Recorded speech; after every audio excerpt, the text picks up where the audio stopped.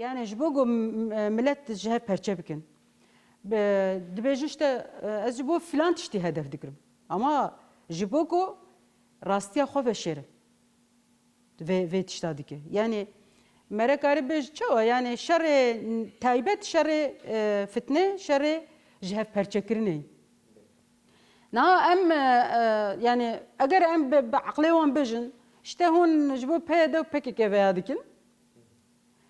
PKK û PYD li vir Rojavayê Kurdistan li Bakur Rojhilatê Sûrî çi tiştekî xerab kirî?